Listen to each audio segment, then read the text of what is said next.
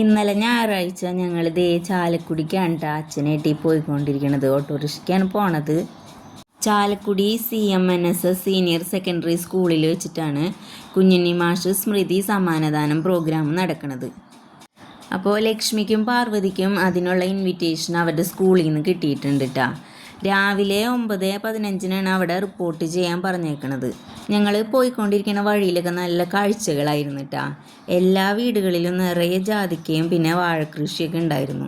പിന്നെ ചില വീടുകളിലുണ്ടല്ലോ റംബുട്ടാൻ പഴുത്ത് നിന്നിട്ട് അത് വലയിട്ട് കവർ ചെയ്ത് വെച്ചിരിക്കുന്നുണ്ട്. ഇത് റബ്ബർ തോട്ടങ്ങളും കാണുന്നുണ്ട് കേട്ടോ.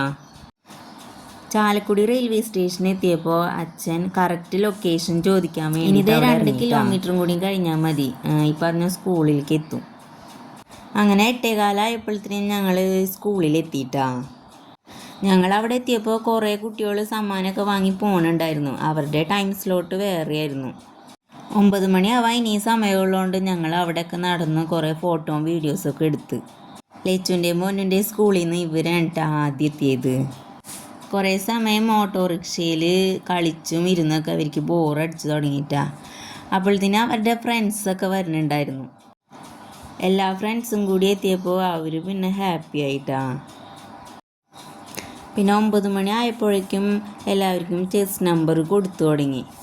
ഇവരുടെ സ്കൂളിലെ എല്ലാ കുട്ടികൾക്കും ചെസ് നമ്പർ സെയിം ആയിരുന്നു കേട്ടോ. ചെസ് നമ്പർ കിട്ടിയിട്ട് 2 ആൾക്കും ഞാൻ ചെസ് നമ്പറൊക്കെ കുത്തി കൊടുത്തു. ഗുരുവായൂരുള്ള വേദിക സാംസ്കാരിക സമിതിയാണ് ഈ വിദ്യാഭ്യാസ പുരസ്കാരമൊക്കെ കൊടുക്കണത് കേട്ടോ. കുറച്ച് സമയം ഒരു ടീച്ചർ കുഞ്ഞുണ്ണി മാഷിനെ പറ്റിയും പിന്നെ അദ്ദേഹത്തിൻ്റെ കവിതകളെയും കുറിച്ചൊക്കെ കുട്ടികൾക്ക് പറഞ്ഞു കൊടുത്തു. അവരെ കൊണ്ട് മാഷിൻ്റെ 2-3 കവിതകളൊക്കെ ചൊല്ലിച്ചു.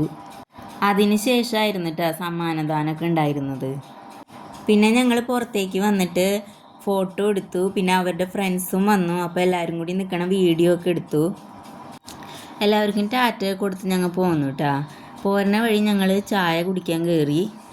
അവർ പഴംപൊരിയും വടയൊക്കെ കഴിച്ചു.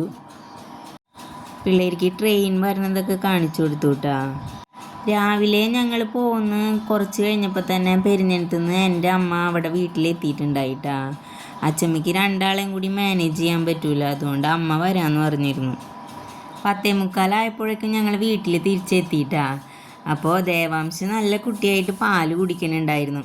ശിവ ഒരു പൂച്ചുറക്കൊക്കെ കഴിഞ്ഞിട്ട് നല്ല വാശിയിലായിരുന്നു.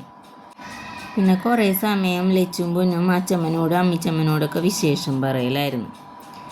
ഉച്ചയ്ക്ക് ശേഷം പിന്നെ 4 ആളും കൂടി മുറ്റത്തിറങ്ങി വണ്ടിമേലായിരുന്നു. ചേച്ചിമാരും കൂടി ഉണ്ടെങ്കിൽ അവർ നല്ല ഹാപ്പിയാണ് കേട്ടോ. ഞങ്ങളുടെ വീട്ടിലെ ഇൻ്റർലോക്കിൻ്റെ പണി ഇപ്പോഴത്തെ നടന്നുകൊണ്ടിരിക്കണേണ്. കംപ്ലീറ്റ് ആയിട്ടില്ല, സൈഡൊക്കെ പിടിപ്പിക്കാനുണ്ട് ഇനി.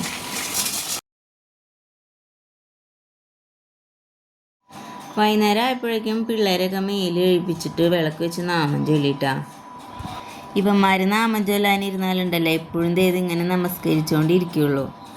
ഉച്ചയ്ക്ക് ശേഷം ഇവന്മാർ ഉറങ്ങാത്തത് കൊണ്ടുണ്ടല്ലോ 7:30 ആയപ്പോഴത്തേക്കും കോട്ടുവായിട്ട് തുടങ്ങി. അപ്പോഴേക്കും ഞാൻ വേഗം പോയി മുട്ടയും വറുത്ത് കഞ്ഞി എടുത്തിട്ട് വന്ന് കഞ്ഞിയും കൊടുത്ത്. 2 ആൾക്കും കഞ്ഞി ഭയങ്കര ഇഷ്ടമാണ് കേട്ടോ. എന്നിട്ട് കുറച്ച് നേരം ചേച്ചിമാരെ പഠിപ്പിച്ചു. അവരോട് ക്വസ്റ്റ്യൻസൊക്കെ ചോദിച്ചു. അവന്മാർക്ക് മൺഡേ തുടങ്ങി പീരിയോഡിക് ടെസ്റ്റ് സ്റ്റാർട്ട് ചെയ്യും. അതിൻ്റെ ഇടയിൽ കുഞ്ഞന്മാർ 2 ആളും ഉറങ്ങിയിട്ടാ. പഠിപ്പൊക്കെ കഴിഞ്ഞ് ഞങ്ങൾ എല്ലാവരും ഫുഡ് കഴിച്ചു. ഞങ്ങൾ ഉറങ്ങാൻ പോണ്. Good night, by.